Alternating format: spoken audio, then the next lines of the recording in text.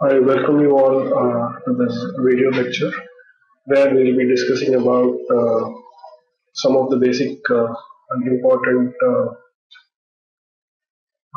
instruction assembly instructions that we will be using in a couple of moments when I give you a demonstration in K and the addressing modes in 8051. Before getting into the addressing modes, let me first talk about some of the important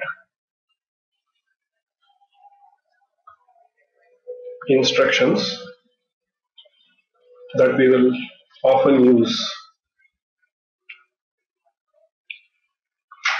used while programming 8051 in assembly. The first one is move, the second one is uh, INC, the third one is DEC, the fourth one is uh, DJNEZ, the fifth one is SJump, sixth one is uh, A call, seventh one is CJNE, eighth one is return, ninth, or I should say a set of instructions like add C, sub, div, mul, okay, and as usual logical instruction like or, and, XOR, all these operations. But as of now, what we will do is we'll see about move, increment, decrement, DJNZ, and SJump. Move, I've already told you in the previous video lecture that it moves data from one point to the other. Increment, on the other hand, increments the count by 1. Decrement, on the other hand, decrements the count by 1. DJNZ is nothing but it first decrements, checks whether the decremented value is equal to 0. If not, it jumps to the specified label. Okay, so that is about DJNZ. So it decrements the register value, it checks whether it is equal to 0 or not. If not, it jumps to the specified label. If it is equal to 0, it continues with the next statement. SJump, on the other hand, is unconditional short jump. The reason why I say unconditional is here there is a condition for jumping. If it is not 0, it will jump to the specified label.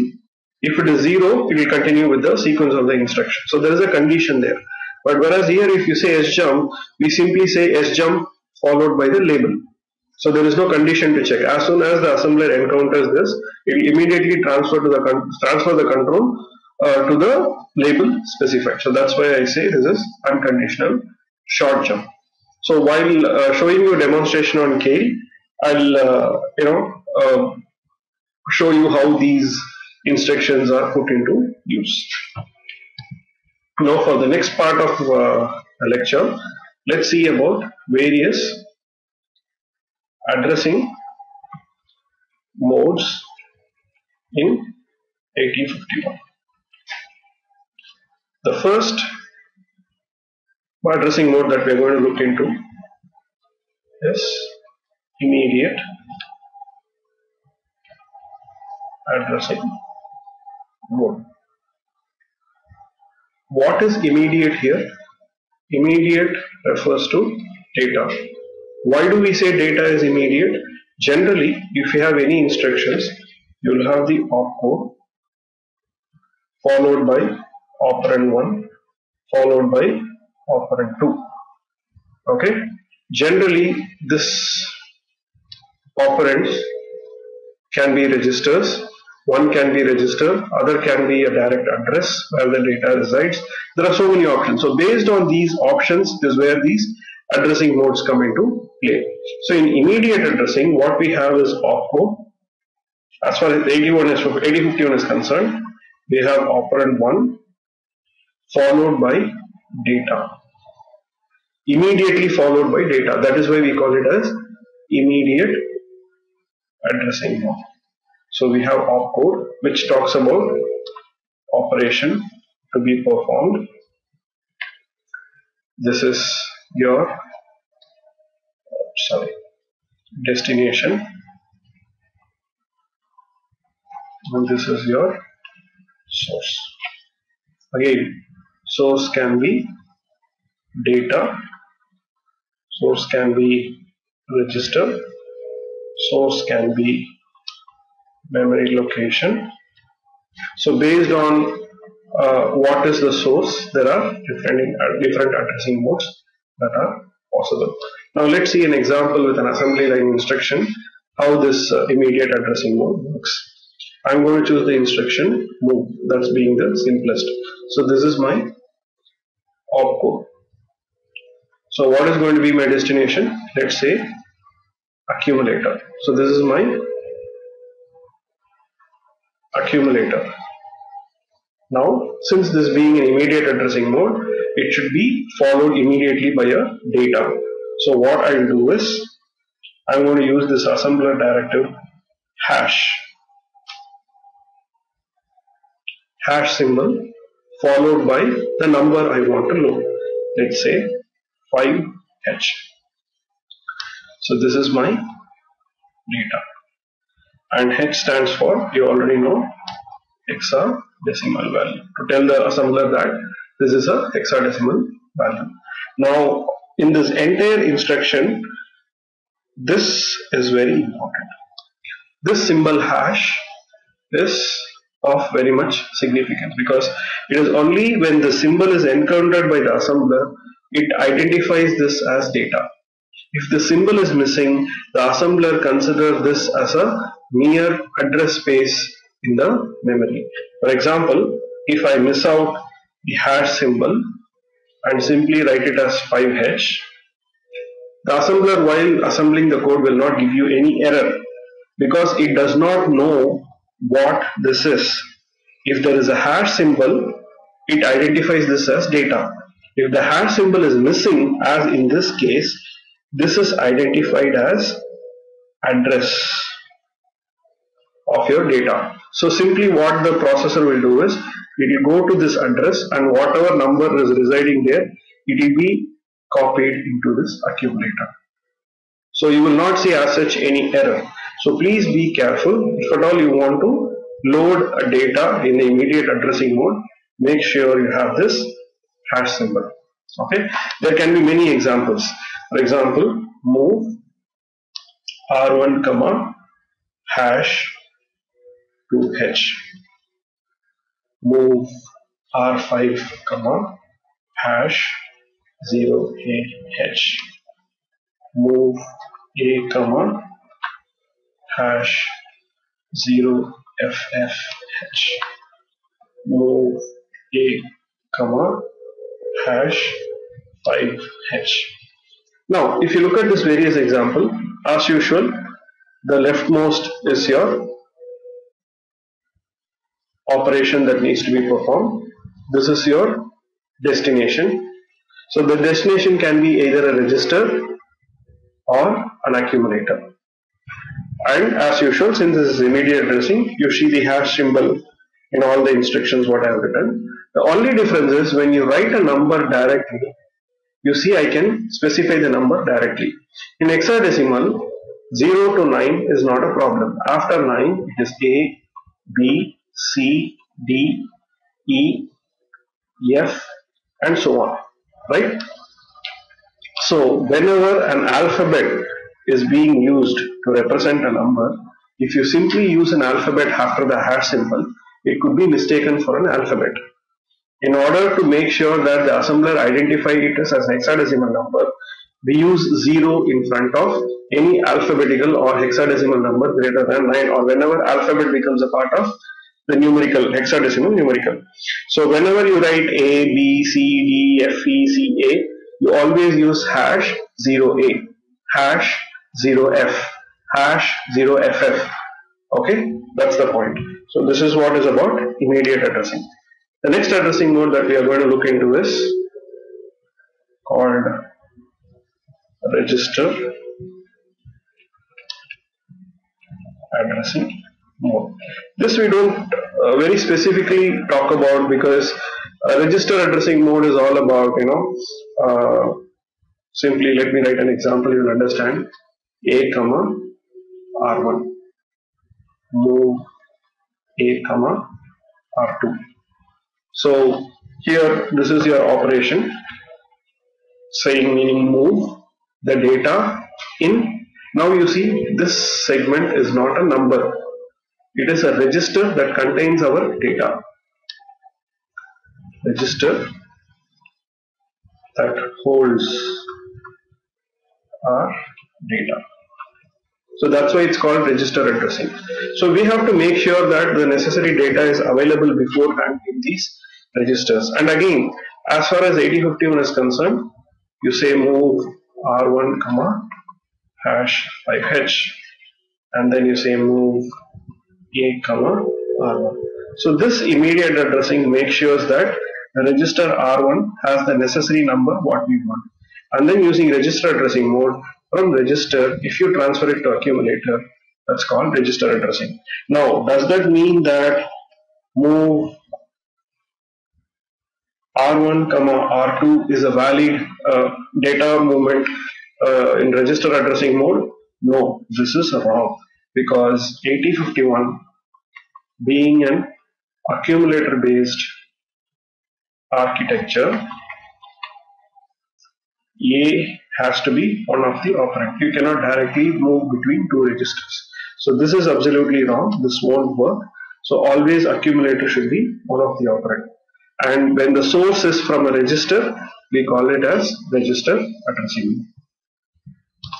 Now the next thing that we are going to look into is direct, or otherwise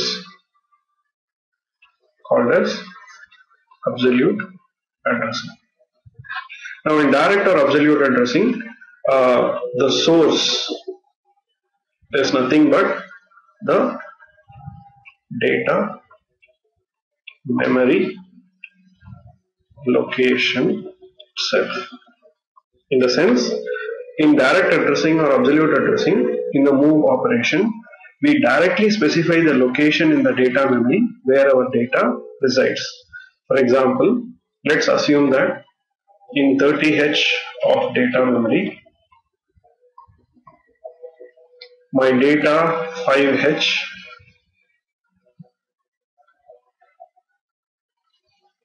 is present. Let us assume that in memory address 30H, my data 5H is present or saved, whatever you want. Now if I want to move this data into accumulator, I simply say move A comma 30H.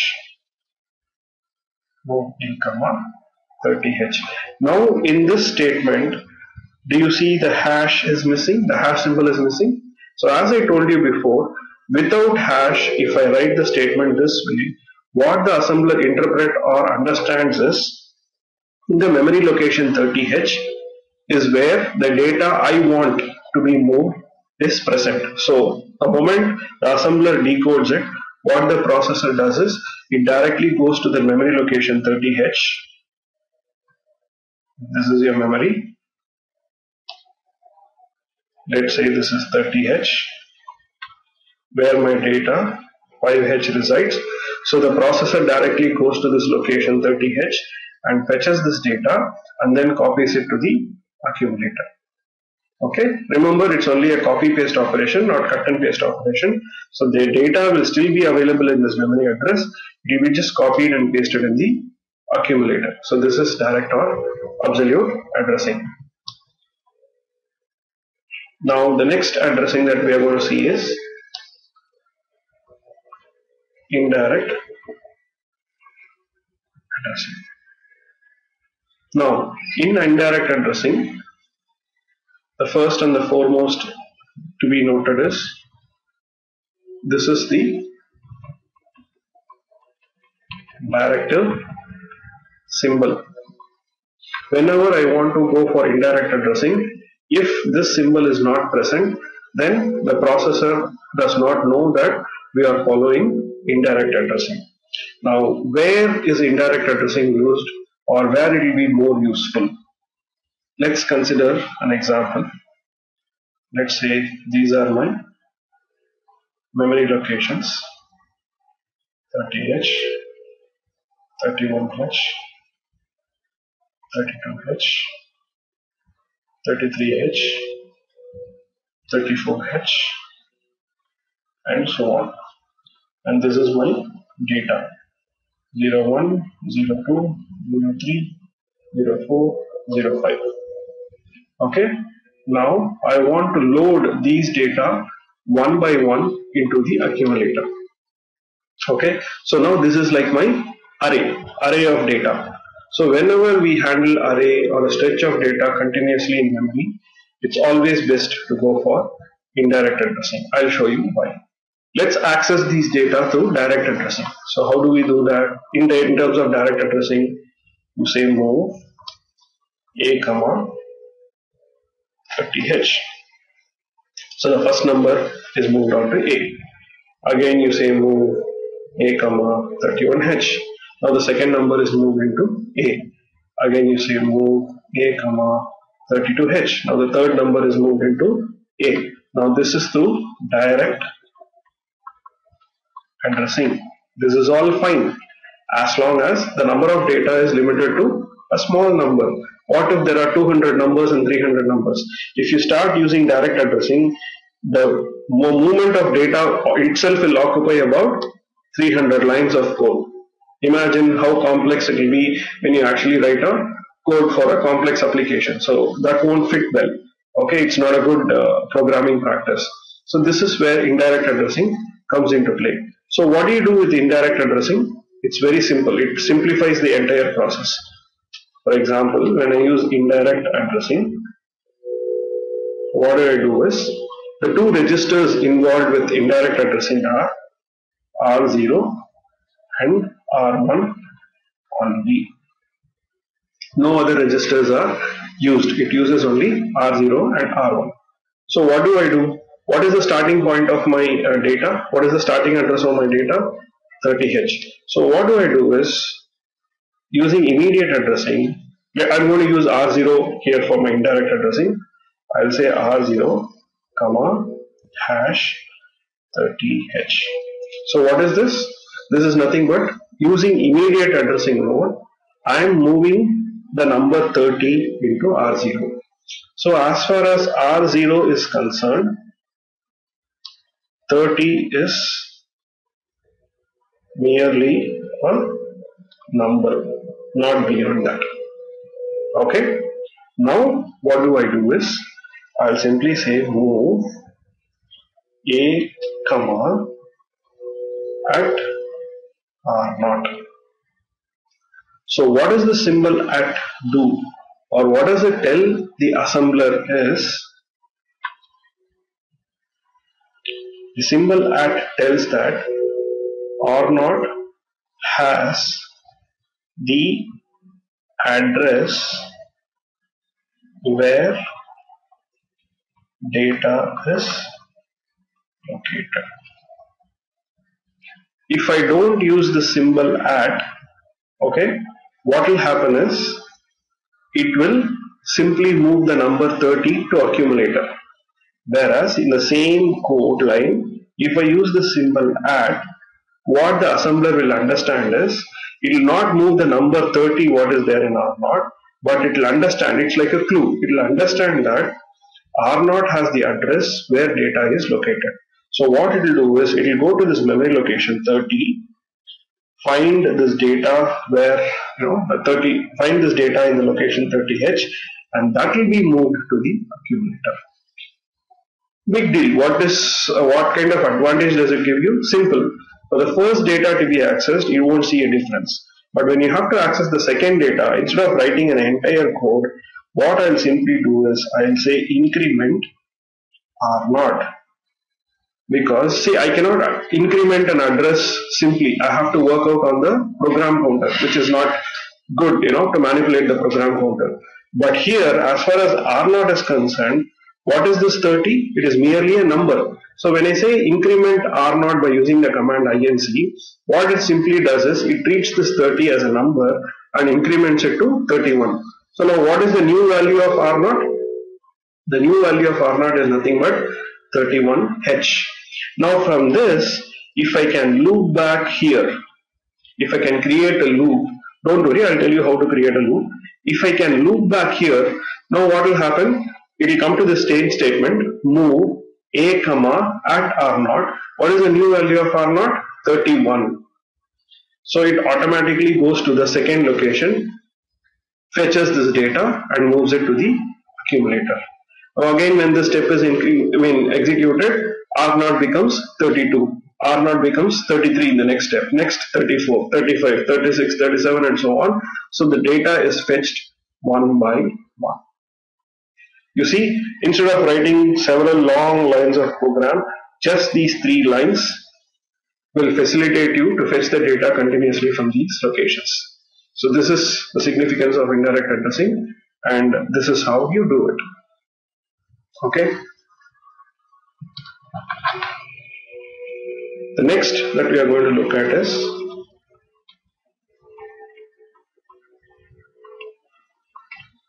index addressing. The register involved in the index addressing is called DPTR. This is a 16-bit address. Okay, this DPTR is used for index addressing in 2 cases. One, when data has to be fetched from code memory, and second, when data has to be fetched from external RAM or data memory. Okay, don't worry about too much of this.